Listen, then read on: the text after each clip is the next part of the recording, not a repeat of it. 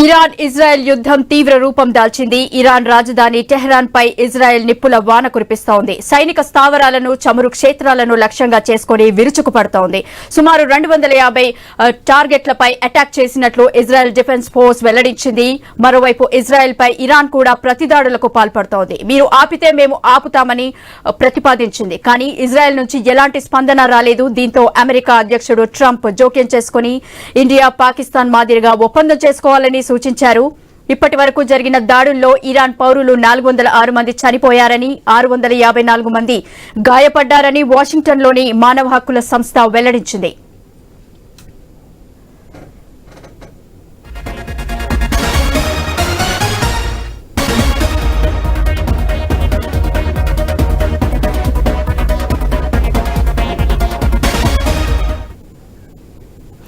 Iran Israel యుద్దం తీవ్ర రూపం దాల్చింది.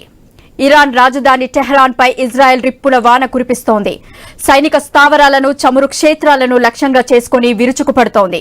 సుమారు 250 టార్గెట్లపై అటాక్ చేసినట్లు ఇజ్రాయెల్ డిఫెన్స్ ఫోర్స్ వెల్లడించింది. మరోవైపు ఇజ్రాయెల్ పై ఇరాన్ కూడా ప్రతిదాడులకు పాల్పడుతోంది. మీరు ఆపితే మేము ఆపుతామని ప్రతిపాదించింది. కానీ ఇజ్రాయెల్ నుంచి ఎలాంటి స్పందన రాలేదు. దీంతో అమెరికా అధ్యక్షుడు ట్రంప్ జోక్యం చేసుకుని ఇండియా, పాకిస్తాన్ మాదిరిగా ఒప్పందం చేసుకోవాలని సూచించారు. ఇప్పటి వరకు జరిగిన దాడుల్లో ఇరాన్ పౌరులు 406 మంది చనిపోయారని, 654 మంది గాయపడ్డారని వాషింగ్టన్లోని మానవ హక్కుల సంస్థ వెల్లడించింది.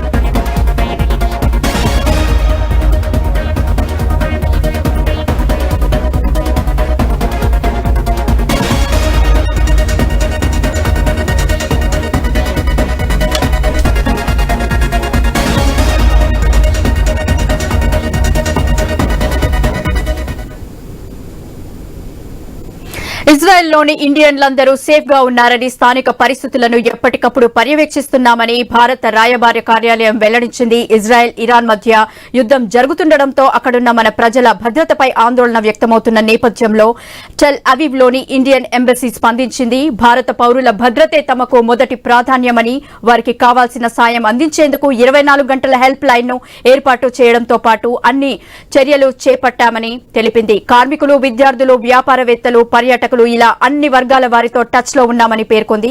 స్థానిక అధికారులతో నిరంతరం సంప్రదింపులు కొనసాగిస్తున్నామని, అనవసర ప్రయాణాలు చేయొద్దని మన పౌరులకు సూచించామని వివరించింది.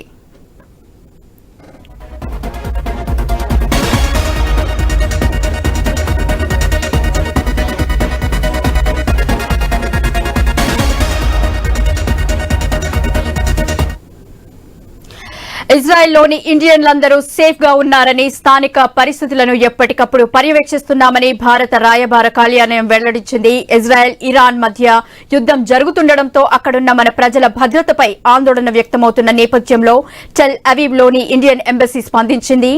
భారత పౌరుల భద్రతే తమకు మొదటి ప్రాధాన్యమని, వారికి కావాల్సిన సాయం అందించేందుకు 24 గంటల హెల్ప్ లైన్ ను ఏర్పాటు చేయడంతో పాటు అన్ని చర్యలు చేపట్టామని తెలిపింది. కార్మికులు, విద్యార్థులు, వ్యాపారవేత్తలు, పర్యాటకులు ఇలా అన్ని వర్గాల వారితో టచ్ లో ఉన్నామని పేర్కొంది. స్థానిక అధికారులతో నిరంతరం సంప్రదింపులు కొనసాగిస్తున్నామని, అనవసర ప్రయాణాలు